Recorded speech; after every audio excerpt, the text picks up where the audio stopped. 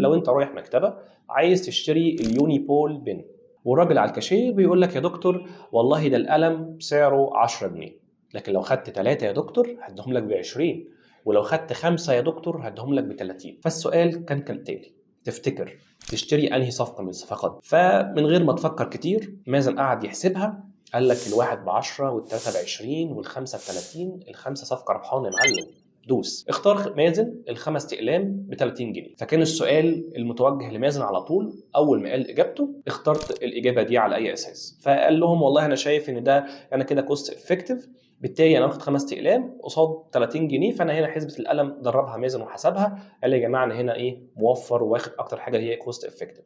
فكان السؤال اللي بعده: طيب انت افترضت منين انك معاك ال 30 جنيه؟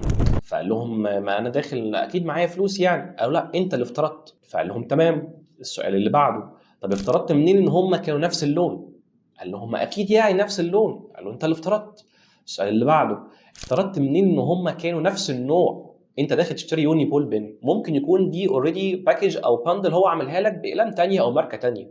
فقال لهم برضه افترضت كده. فهنا مازن غلط في غلطه كبيره جدا، وهو عمل ايه؟ اسامبشن. الشغلانه بتاعتنا دي كميديكال ريب دايما هنسمعوها من كل المديرين: دونت اسيوم. ليه دونت اسيوم؟ لان انت لما بتفترض حاجات بتبني عليها ريزلت بشكل غلط.